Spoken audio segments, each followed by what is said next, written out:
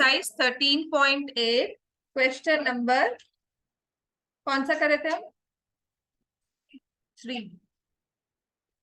Question 3 हो जाएगा। फिर से आपको डेंसिटी ऑफ द मेटल दिया हुआ है 8.9 ग्राम्स। हाँ, क्यों लेट है हम?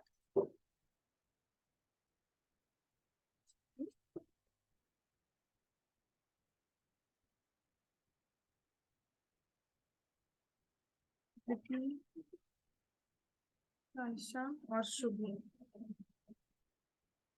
सिर्फ एक लक्षित और गौतम हो गए।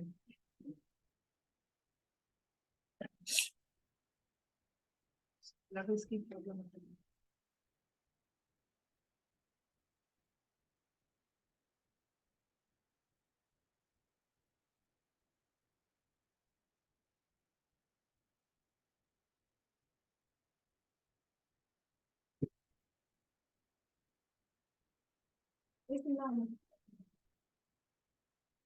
Start with question number 3 exercise 13.8। क्या मतलब परेशान करने? Exercise 13.8 question number 3 diameter. तो जहां पर डायामीटर होता है मैं आपको कहती हूँ कि उसे अंडरलाइन कर लिया करो। Diameter of a metallic ball. Ball है तो कंप्लीट स्फीयर हो गया, it's not a hemisphere. Diameter of a metallic ball is 4.2 centimetre. Next week Tuesday Wednesday इस पूरे चैप्टर का टेस्ट होगा जितना क्लास में करवाया है। Diameter of a metallic ball is 4.2 centimetre. So we'll take the radius. Late क्यों है हम? तुम तो बिल्कुल टाइम पे आते हो। Radius is 2.1 centimetre. हाँ जी, तुम्हारा वाला साथी रह गया, वो भी सोया होगा है ना। साइंस टेस्ट है। वो तो पहला है। किसी को पूछ लो आना कि नहीं आना। Radius is 2.1 centimetre. अगर मास निकालने को कहा है तो we'll find the volume of the ball is equal to 4/3 pi R cube. अब based on your class response test जो होगा मैं उसमें थोड़ा सा अच्छा रिस्पॉन्स एक्सपेक्ट कर रही हूँ आपका, क्योंकि क्वेश्चंस ऐसे ही होंगे। और जो भी एक्स्ट्रास हैं मैंने आपको सारे क्लास में करवाए हैं, बाय मंडे सारे क्लास में कवर हो जाएंगे। ठीक है, तो उन सब में से ही टेस्ट आएगा। जो भी आपको दिया हुआ है टेस्ट मैंने क्वेश्चंस क्लास में करवाए हैं वो मंडे तक वर्कशीट फॉर्म में आपको मिल जाएंगे। प्रॉपर सारे क्वेश्चंस कवर्ड, एक दो एक्स्ट्रा ही होंगे उसमें, राइट। जो जैसे करवाया उसके जैसा एक और क्वेश्चन हो जाए, राइट। तो उनमें से ही टेस्ट होगा आपका। मेक श्योर ट्यूसडे या वेंसडे एक दिन, आई सपोज वेंसडे अच्छा लगता है ना, ट्यूसडे बहुत पास लगता है, तो वेंसडे को आपका सरफेस एरिया वॉल्यूम्स का टेस्ट है, right. Now we need to just calculate 4 into 22 into 441 by 1000। इससे कैलकुलेशंस करनी है। फर्दर हमें कहा है what is the mass of the ball. तो आपको पता है मास के लिए हम क्या करते हैं, volume multiplied by density. Mass is equal to volume multiplied by density. Mass का मतलब क्या है कि जो उसमें मेटल यूज किया है उस मेटल का, पर्टिकुलर उस मेटल का वेट क्या है। ठीक है, कि अगर उसका मैं 1 सेंटीमीटर का पीस लेती हूं तो उसका वेट कितना होगा, तो उस हिसाब से वी फाइंड द मास। तो वॉल्यूम हमें निकला है 4 इंटू 22 इंटू 441 बाय 1000 और डेंसिटी उसकी है 8.9 ग्राम पर क्यूबिक सेंटीमीटर। तो 8.9 से हम मल्टीप्लाई कर देंगे और ये आंसर जो आएगा हमारे पास आएगा ग्राम्स में। इज इट क्लियर ना? पूरा तो डिटेल में ना लिखूं कि bye 1 cubic centimeter weighs 8.9 grams, so these many cubic centimeter will weigh how many grams। वो तो नहीं करना पड़ेगा। समझ में आता है ना कि डायरेक्टली इसको 8.9 से मल्टीप्लाई कर देंगे। ठीक है, तो कैलकुलेशंस तो फिर से वही बात है, 88 into 441 into 89 divided by a number with 5 zeros, 10 raised to power, sorry 4 zeros। यहाँ पे 3 zeros थी, इसकी एक और जीरो आ गई, 4 zeros आ गया। आपको इसे सॉल्व करना है, करो भाई। दो रॉक कर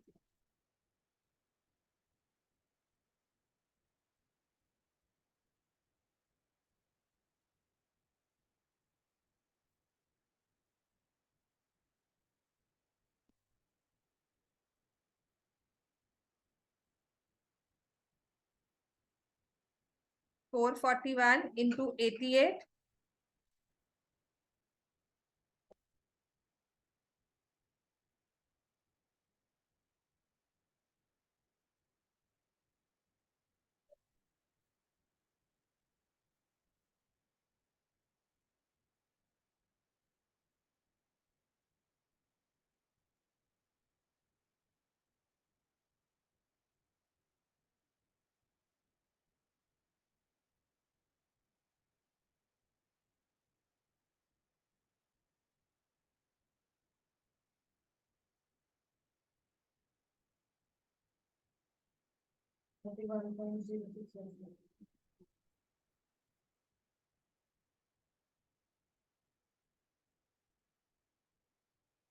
दीवाना है 3812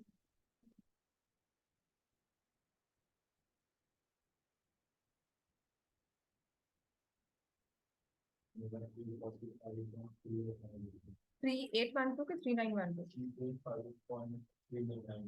3892 3912 है ना? ठीक, तो फॉलो चेन मेरी कैलकुलेशन सही है, जैसे सही होती है ऐसी बात नहीं है। 345 3912 divided by a number with 5 zeros 4 zeros sorry, तो यहाँ से आ जाएगा 345.3912 ग्राम्स। तो इसको आप ग्राम्स में भी लिख सकते हो, ठीक है। अगर केजीज में लिखना है तो डिवाइड बाय 1000 अगेन 0.35 kg हो जाएगा, पर वो अगर 1 पॉइंट कुछ kg हो ना तब हम लिखते हैं, कम से कम 3 किलो 4 किलो ऐसा लिखा जाए। आपको अगर इसको पॉइंट में ही लिखना है, यहाँ पर ही लगाना है, तो बेटर है इसको लिख दो 345 ग्राम्स। समझ में आ गया? या हम लिख देंगे 345.39 ग्राम्स। क्लियर हो गया बच्चे? राइट। क्वेश्चन नंबर 4 करवा दिया था ना? क्वेश्चन नंबर 4 करवा दिया था। Question 5, diameter of moon is approximately 1/4 diameter of the earth। पिछले वाले चैप्टर में था ये। चलो लास्ट में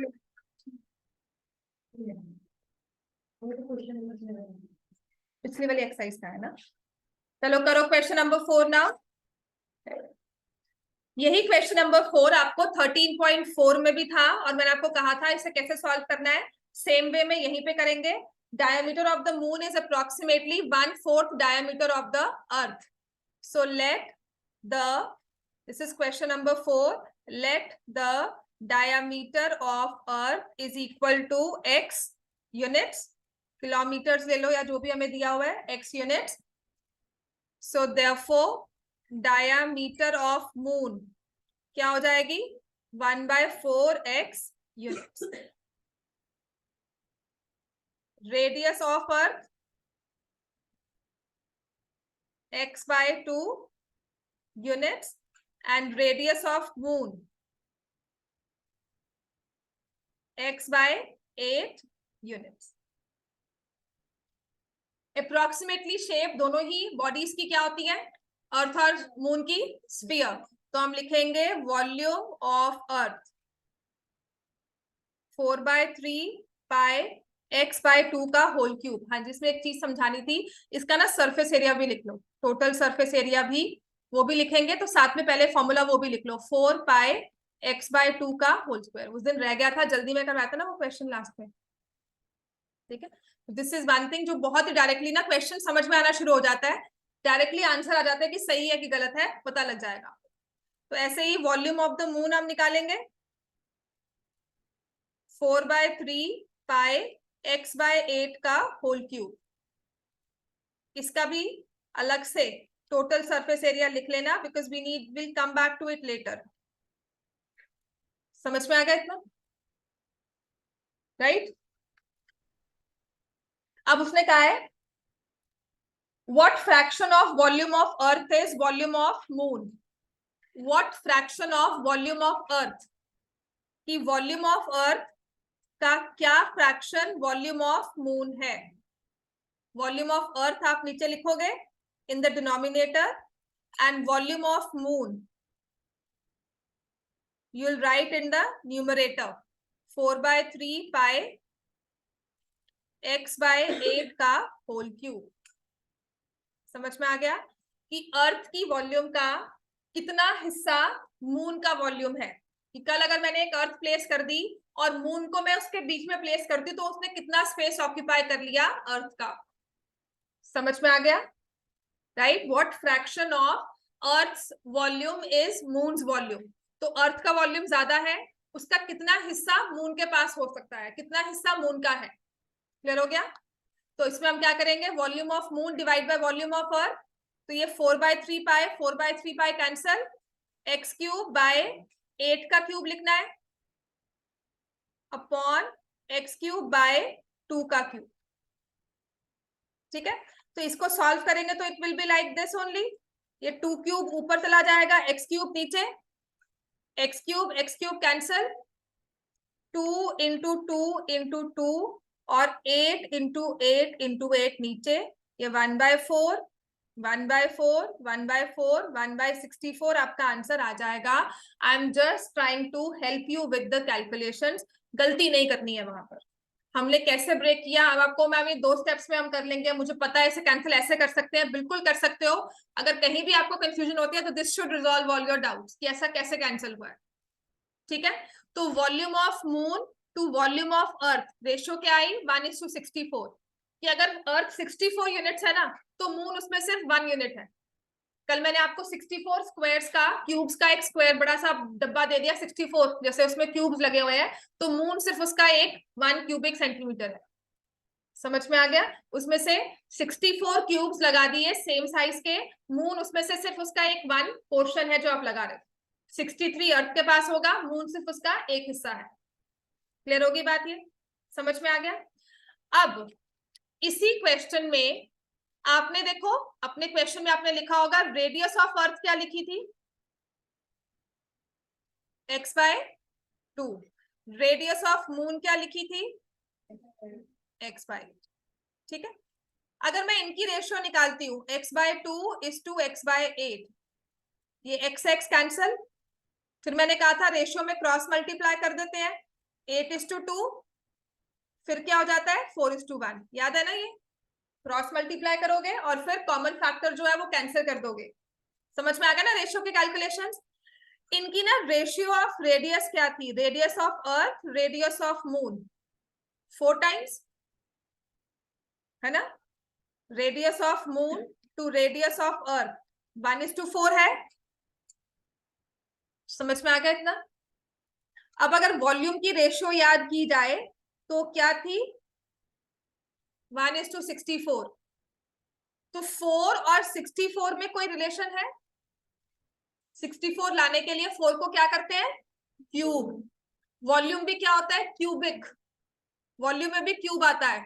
तो कल अगर ratio of radius, for example मैं कहती हूँ कि 2 स्फीयर्स की, 2 स्फीयर है, उनकी रेडियस की रेशियो जो है, रेडियाई ऑफ 2 स्फीयर्स, उनकी रेशियो है 1:2। तो आप बता सकते हो वॉल्यूम की रेशियो क्या होगी? जो रेडियस की रेशियो है उसको मैं क्या कर दूंगी, क्यूब, 1:8। ये पॉसिबल होता है सिर्फ स्फीयर के लिए, क्योंकि वहां पर सिर्फ एक ही डायमेंशन है रेडियस की। क्लियर हो गया? तो इसलिए हमारा वॉल्यूम क्या आ जाएगा, 1:8। यहां पर क्या आया, 1:64। इतना लिख लो पहले, फिर टोटल सरफेस एरिया को भी कंपेयर कर लेंगे। तो इसमें लिखेंगे volume, ratio of volume is cube of ratio of radii. ठीक है ना? जो आपकी रेडियस की रेशियो है स्फीयर के केस में होगा, क्योंकि स्फीयर के पास सिर्फ एक रेडियस ही है ना? अगर आपका कोन होगा तो साथ में उसके पास हाइट भी है। मैं कोन की रेडियस बढ़ा दूं, हाइट बढ़ाऊं ना, ठीक है? तो हाइट बढ़ा दूं, रेडियस उतनी रखूं, तो कोन की वॉल्यूम्स में प्रोपोर्शनेटली फर्क आएगा। एग्जैक्टली ये नहीं कि क्यूब में फर्क आ गया। आपने रेडियस भी बढ़ा दी और जितनी रेडियस बढ़ाई है उतनी हाइट भी बढ़ा दी। ये क्वेश्चन मैं अलग से करवाऊंगी आपको कि what happens if height is doubled, radius is tripled, तो वॉल्यूम क्या होगा। तो दोनों को अगर आप सेम से चेंज करते हो, both radius and height are doubled, तो वॉल्यूम भी वैसा ही जाएगा। समझ में आ गया? बिकॉज ये कॉमन फैक्टर है और कुछ नहीं होता इसमें, फॉर्मूलाज में हम वैल्यूज पुट कर रहे हैं और नथिंग एल्स, राइट? तो ratio of volume will be 1:64। Total surface area में आते हैं, total surface area of earth, तो आप लिखते हैं 4 पाई x/2 का whole square. Total surface area of moon 4 pi x/8 का होल स्क्वायर। यही आता ना? तो ये हो जाता है 4 पाई x²/4, 4 पाई x²/64। यही क्या था ना हमने, ये 4 पाई कैंसिल हो गया, x² कैंसिल हो गया, 1/4:1/64 बना। याद आया कि नहीं? फिर हम वही क्रॉस मल्टीप्लाई कर देते हैं, 64:4 है ना, तो क्या आ गया 16:1। अर्थ का टोटल सरफेस एरिया मून से 16 टाइम्स है। कल आपने एक चादर लगा दी, मतलब एक बेडशीट की तरह आप अर्थ को स्प्रेड करते हो, तो अगर उसने 16 का एरिया कवर किया है तो मून उसमें सिर्फ 1 का एरिया कवर करेगा। लाइक दिस, कि अगर अर्थ ये 16 बॉक्सेस कवर करती है ना, इस तरह से 16 कवर हुआ है ना, तो मून उसका सिर्फ ये इतना पोर्शन कवर करेगा। समझ में आ गया? क्लियर हो गया? This is what is meant by what portion of earth is moon, right? अब देखो, ये हमने वॉल्यूम की रेशियो ली थी, मून टू अर्थ ले रही हूं, तो अगर मैं टोटल सरफेस एरिया की रेशियो लेती हूँ तो मैं 1:16 लिखूंगी। और ये 4 और 16 में क्या रिलेशन है? अब क्या रिश्ता लगता है आपको? स्क्वायर हो गया, क्योंकि सरफेस एरिया स्क्वायर में था, रेडियस का स्क्वायर हुआ था, तो ratio of surface area is square of ratio of radii. समझ में आ गया? एक ये जनरल थिंग है कि अगर वॉल्यूम अगर रेडियस 3 टाइम्स हो गई है तो वॉल्यूम 27 टाइम्स हो जाएगा, दो डिफरेंट सॉलिड्स में या एक सेम सॉलिड में। ठीक है, कल मैंने रेडियस को 3 टाइम्स कर दिया, कि पहली रेडियस 1 थी, दूसरी रेडियस 3 है, तो वॉल्यूम क्या हो जाएगा? 1:27, 3 का क्यूब लिख लो। So if ratio of radii is 1:3, then ratio of volume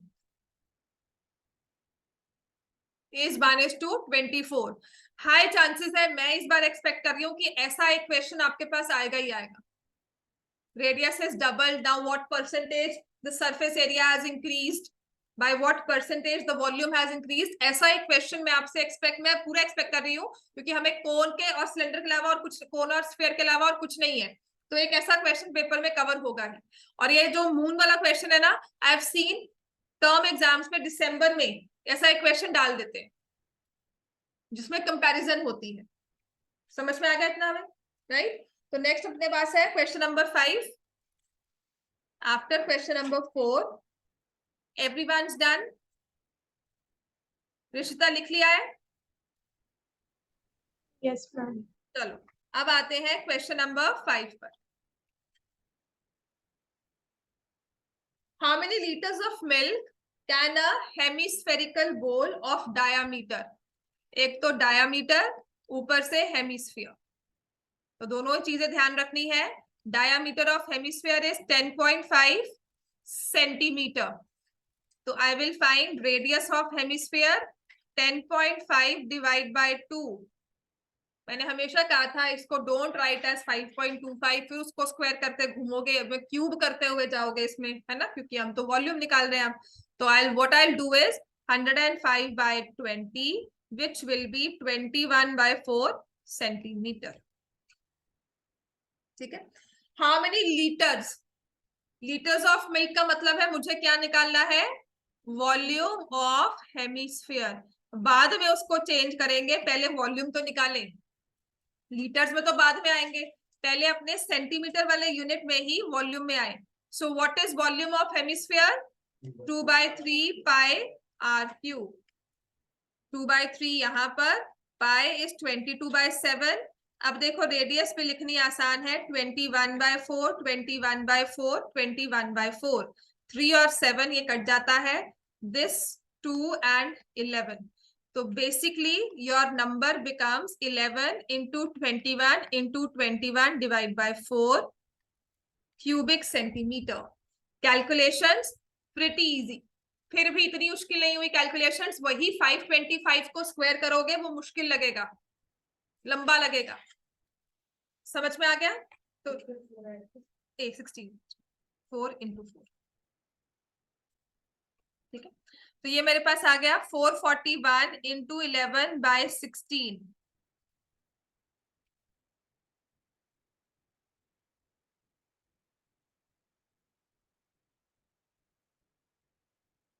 ये आ रहा है, ठीक है। So how to convert cubic centimetre to litres? हम क्या लिखते हैं? 1000 cubic centimetre is equal to 1 litre. तो 1 cubic centimetre is equal to 1/1000 litres, और 4851/16 cubic centimetre is equal to,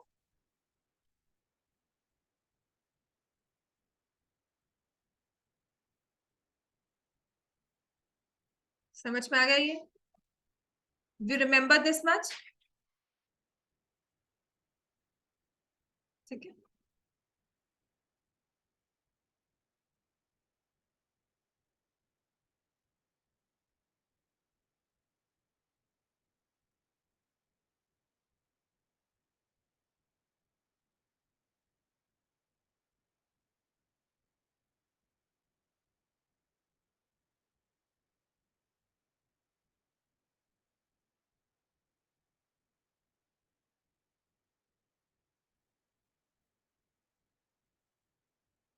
calculations करेंगे अब इसकी।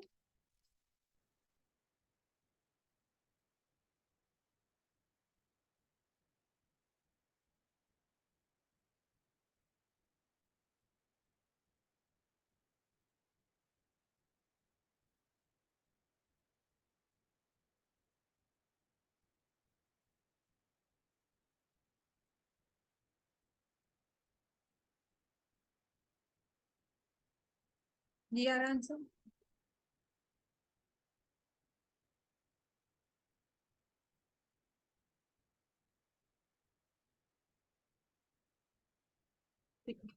Approximately 0.303 litres.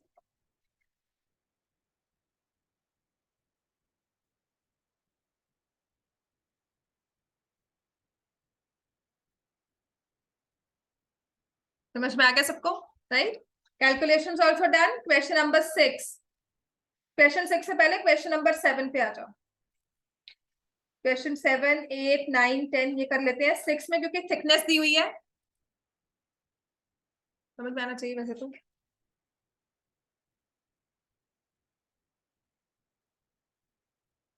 Question number 7 easy है। Find the volume of sphere whose surface area is 154 square centimetre. Sphere दिया हुआ है, तो स्फीयर का सरफेस एरिया का फॉर्मूला क्या होता है? सरफेस एरिया स्फीयर का 4πr² is equal to 154 square centimetre. इसमें लिखेंगे let the radius of the sphere is equal to r centimetre.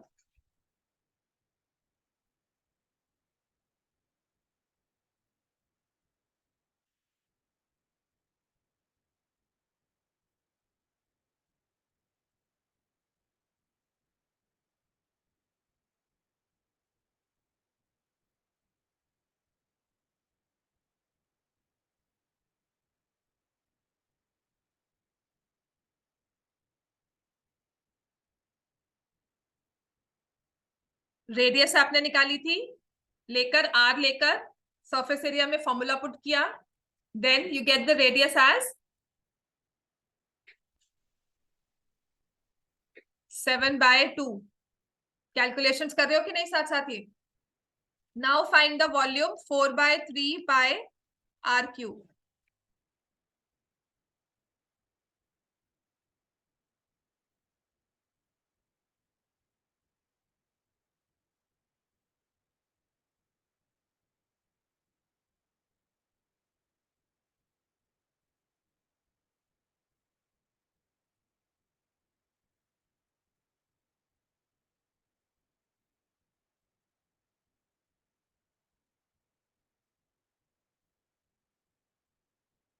539/3 है ना।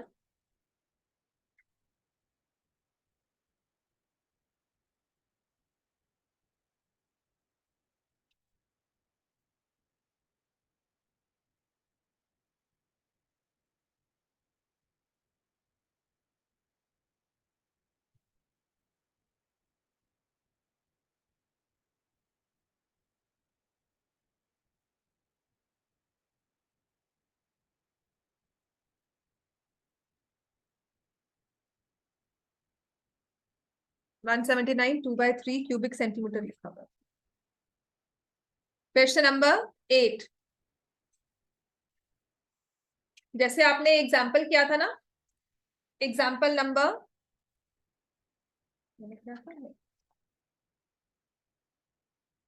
अब ये वाला था स्फीयर में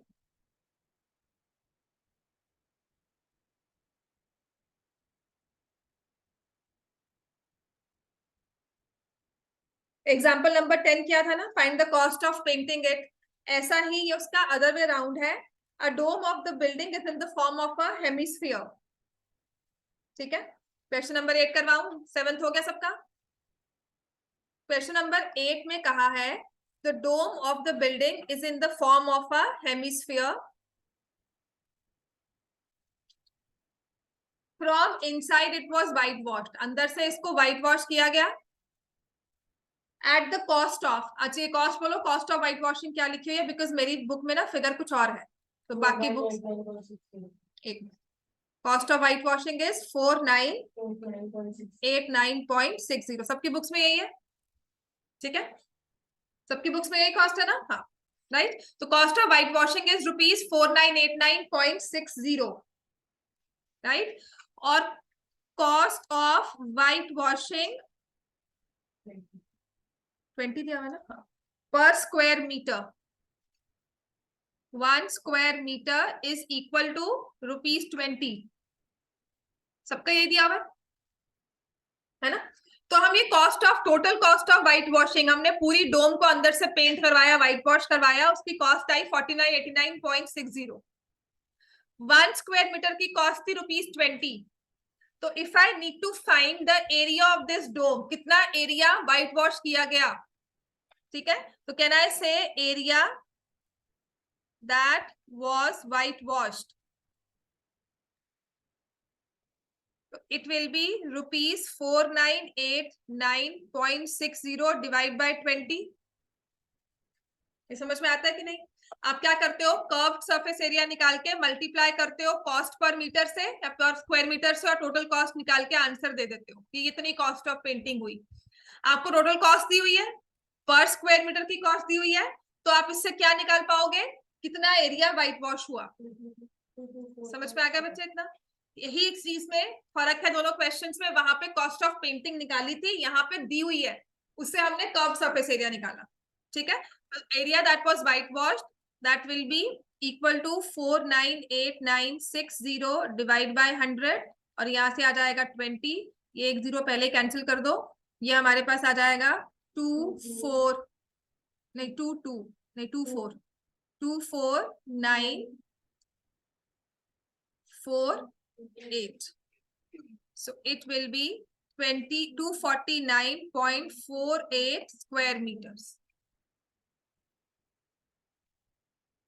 Area that was whitewashed will be 249.48 square meters. Can I say this is the curved surface area of the sphere? Inside, internal curved surface area of the sphere. अंदर से जो कर्व्ड सरफेस एरिया आ रहा है वो आ रहा है 249.48 square metres.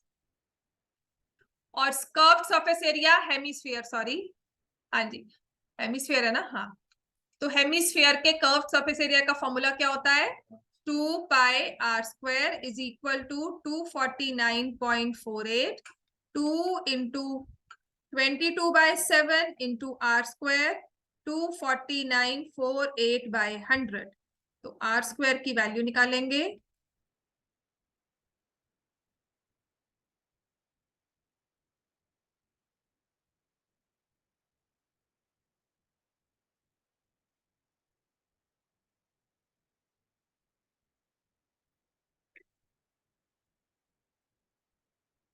ठीक हो गया बच्चे? कैलकुलेशंस खुद करो अपनी।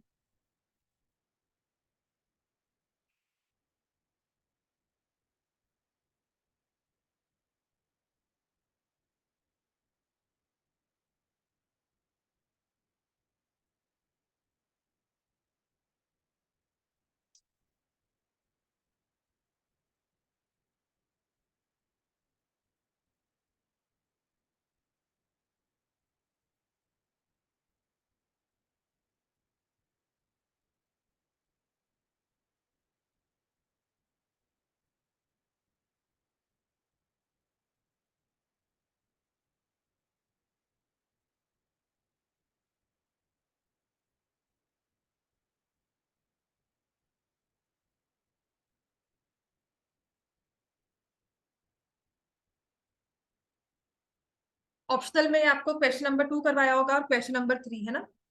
क्वेश्चन 2 करवाया ऑप्शनल में? नहीं करवाया। स्मिथ क्वेश्चन नंबर 2 करवाया ऑप्शनल में? नहीं करवाया। क्वेश्चन 3 ये भी नहीं करवाया? ये तो करवाना चाहिए।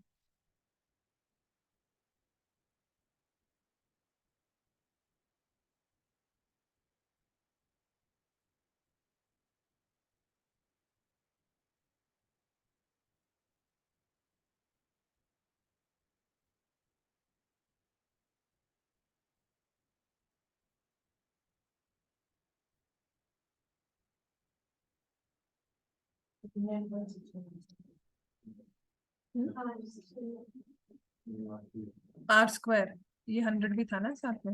हाँ जी। तो मैंने ना इसको क्या किया, लिखा 567, आपने इसको मल्टीप्लाई कर लिया होगा। क्यों? अब उसका निकालो स्क्वायर रूट 3969 का। वाई टू मल्टीप्लाई, इसको फैक्टराइज करो, 7 इंटू 81 इंटू 7। क्यों मल्टीप्लीकेशन में जाते हैं? है ना? आसान होगा ना काम, मल्टीप्लाई क्यों करे? फिर 3969 का स्क्वायर रूट निकालोगे, व्हाई नॉट फैक्टराइज इट? आपका काम है सिर्फ इस डिनोमिनेटर को कैंसिल करना। अगर वो होता है ठीक है, जहां तक होता है वहां करो। उसके बाद देखो तो सही ना आपको करना क्या है। आर स्क्वायर की वैल्यू है, आर निकालना है, स्क्वायर रूट के लिए फैक्टराइज करना ही होगा। तो क्या आ जाएगी मेरी square root? 7 into 9/10। R will be 6.3 metres.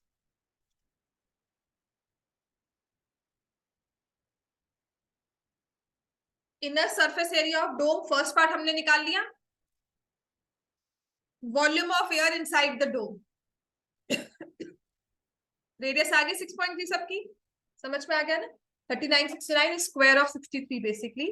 वो आपने क्यों इतना आगे तक पहुंचना?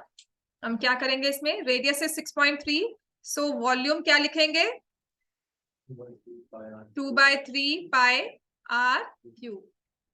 बिकॉज हेमिस्फेयर दिया हुआ है तो वी विल राइट 2/3। 63/10, 63/10, 63/10। कुछ नई कैलकुलेशन ही करनी पड़ेंगी इसमें। 21 3 तो ये आ जाता है 6 into 22 into 3969, जो आपने पहले कैलकुलेशन की थी। ठीक है, समझ में आ गया सबको ये? Cubic metre.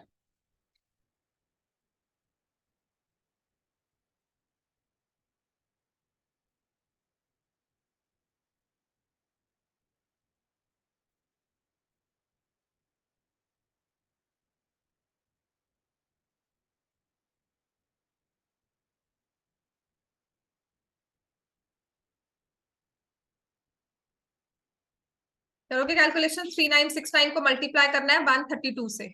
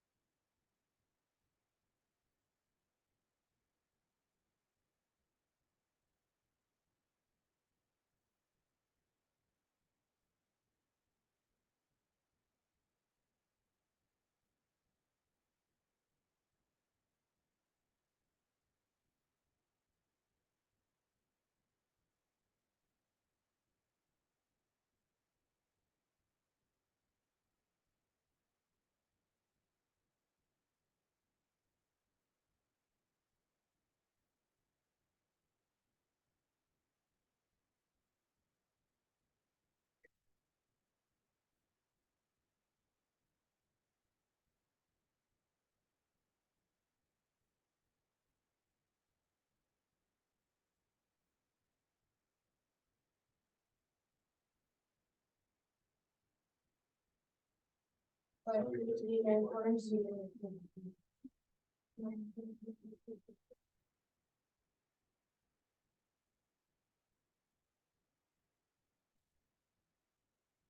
हो गया बच्चे? अच्छा, question number 8 done. Question number 9 पे आए। क्वेश्चन 10 कर लो 9 से पहले।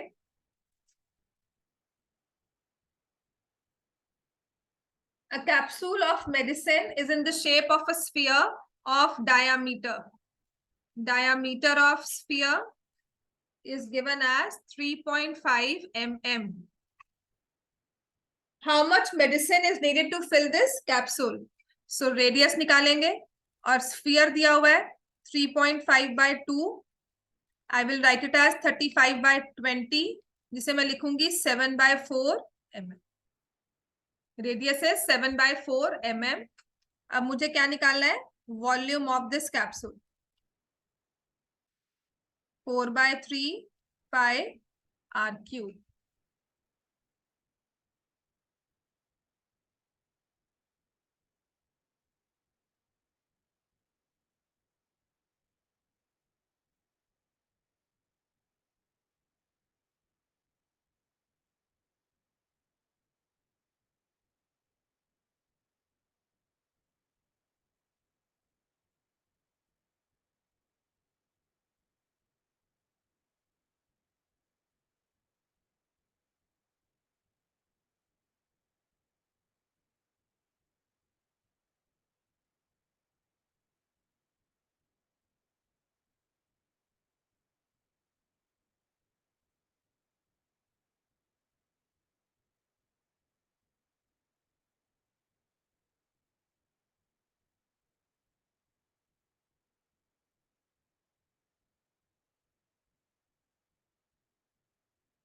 अगर अप्रोक्सीमेशन हमें करनी है 2 डेसिमल प्लेसेस तक, तो इट विल बी 4/6 आर.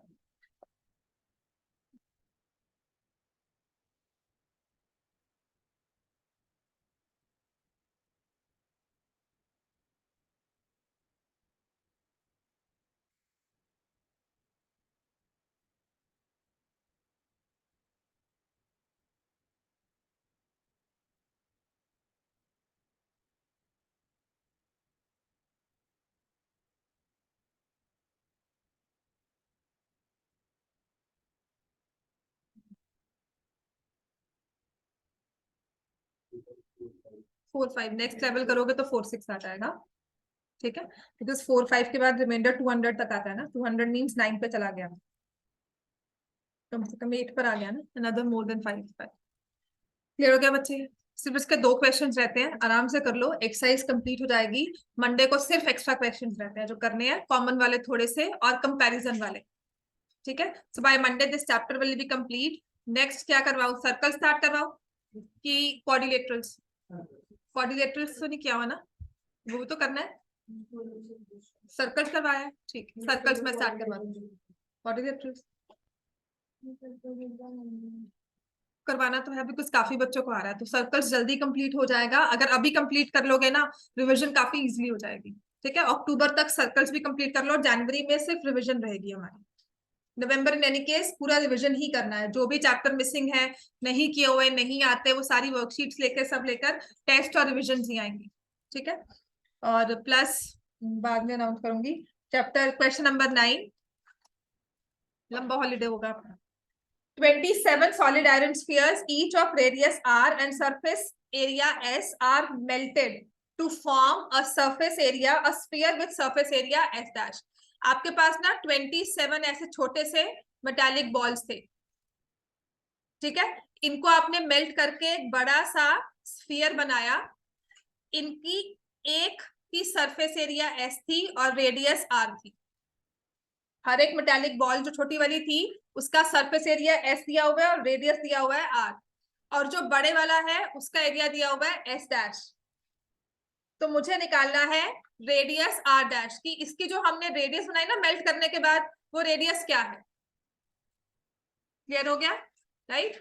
तो एक हम कहेंगे यहाँ पर स्मॉल और बिगर कह देते हैं. ठीक है, small sphere, radius of the small sphere. Is equal to R centimetre, नहीं दिया हुआ आर यूनिट्स लिख लो, radius of small sphere is R units, surface area of one small sphere क्या लिखोगे 4 pi are square, square units. और कितने हमने ये लिए स्फीयर्स 27। अच्छा एक और चीज, अगर आप मेल्ट करते हो तो क्या होगा, एक चीज को मेल्ट करके दूसरी चीज बनाते हो तो क्या सेम होता है हमेशा, वॉल्यूम।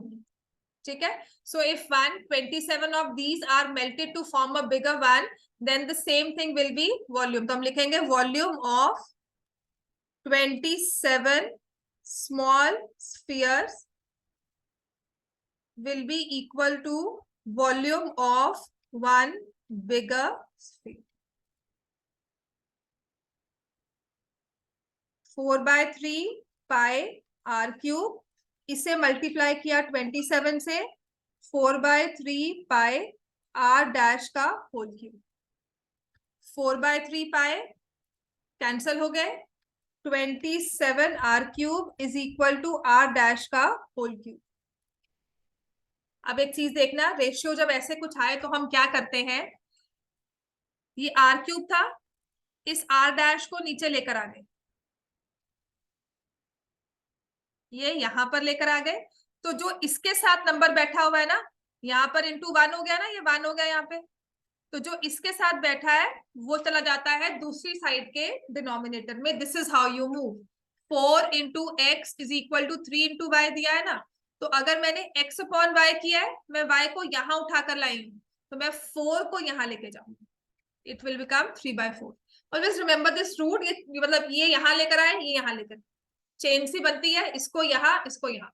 तो if I need to find out here, ये समझ में आएगा सबको, अगर आपको लिखा हुआ है 4x is equal to 3y, तो अगर मैं इस x को यहाँ लेके जा रही हूँ, y अपॉन x है, तो यहाँ की साइड का क्या है 3, वो यहाँ जाएगा, क्या बन जाएगा 4।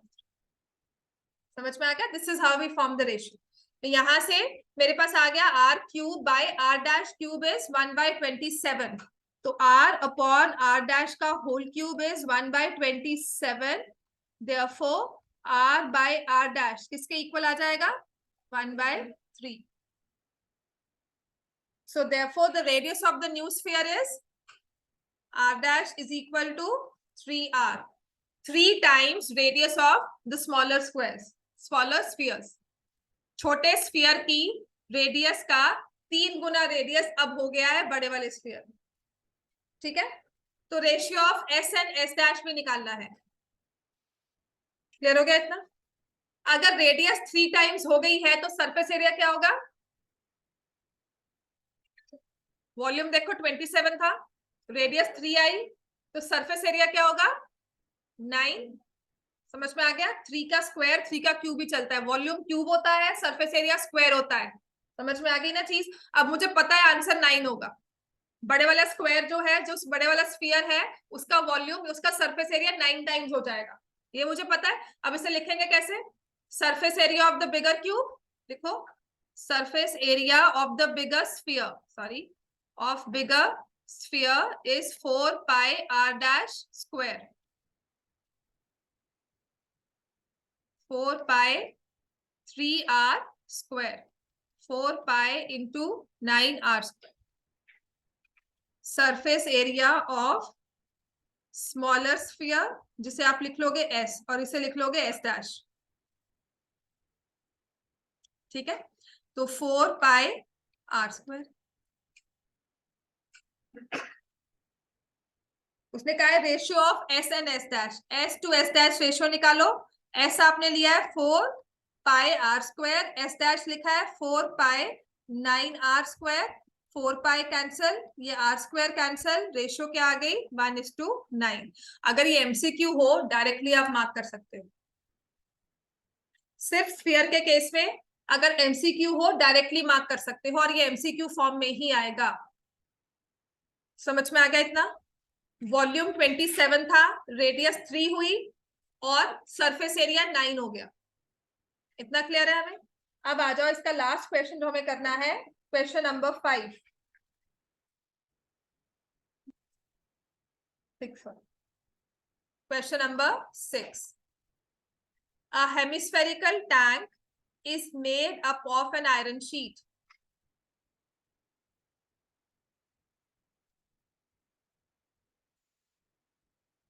जिसकी थिकनेस दी हुई है आपको 1 सेंटीमीटर. जब हमने इस हेमिस्फीयर, मान लो आपके पास एक शीट है जिसकी थिकनेस आपको दी हुई है 1 सेंटीमीटर, आपने उसे रोल आउट किया, फिर उसको स्फीयर की शेप दी, तो जो हमारे पास यहाँ पर इस तरह से सॉलिड के अंदर एक सॉलिड, हेमिस्फीयर के अंदर एक हेमिस्फीयर ऐसे बना हुआ आएगा.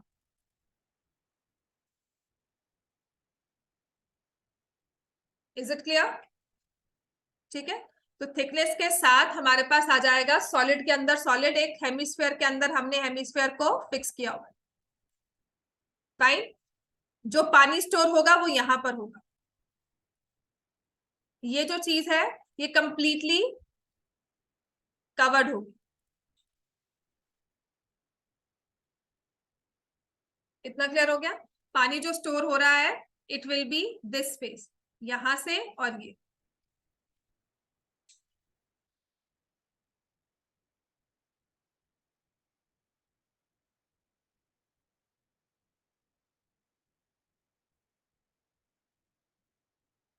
इसमें लिखा हुआ है inner radius of the hemispherical tank.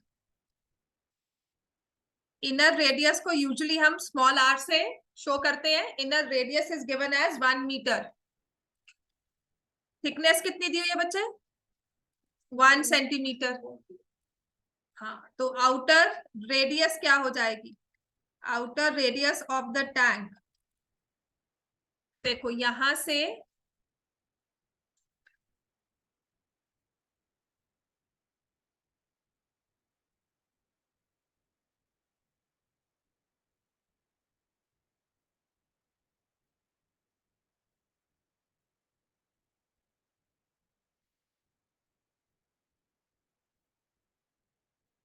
यहां से लेकर सेंटर तक, इसे आप ले रहे हो.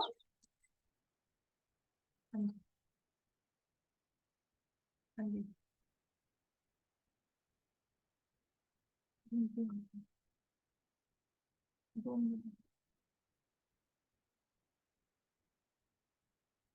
सो ये हमारे पास है 1 मीटर, थिकनेस दी हुई है 1 सेंटीमीटर. तो जब मुझे आउटर रेडियस निकालनी है तो हम इनर रेडियस में थिकनेस ऐड करते हैं, दोनों के यूनिट्स को सेम रखेंगे. 1 centimetre will be 0.01 metres, 0.01 metres, 0.01 metres. ठीक है, तो आउटर रेडियस क्या आ जाएगी? 1 plus 0.01 which will be equal to 1.01 metre. अब इसने कहा है find the volume of iron. इसको बनाने में कितना वॉल्यूम लगा? Outer volume minus inner volume. Volume हमेशा माइनस होता है. मैंने कल सरफेस एरिया करवाया था, वो हर बार में ऐड हुआ था. जब भी आप किसी एरिया को स्कूप आउट करते हो तो आपकी सरफेस ऐड होती. समझ में आ गया? एक नई सरफेस बन के आती है. जब आप वॉल्यूम निकालते हो, वॉल्यूम हमेशा कम होगा, तो आप लिखोगे वॉल्यूम ऑफ द टैंक या volume of iron. Now this volume is in terms of cubic centimeter. Volume आपको आयरन की डेंसिटी नहीं दी हुई, तो हम लिखेंगे outer volume minus inner volume. 2/3 pi radius ही थी, हाँ, pi R cube minus 2/3 pi small R cube. ठीक है, 2/3 पाई कॉमन ले लेना. 1.01 का होल क्यूब माइनस 1 का होल, ए क्यूब माइनस बी क्यूब. क्या हुआ ना? यहाँ पर वही यूज होगा. पाई को उसने कुछ नहीं दिया हुआ, तो I will use pi as 22/7. Now what is a cube minus b cube? a minus b into a square plus b square plus ab. 1.01 minus 1, 1.01 का होल स्क्वायर प्लस 1.01 प्लस 1.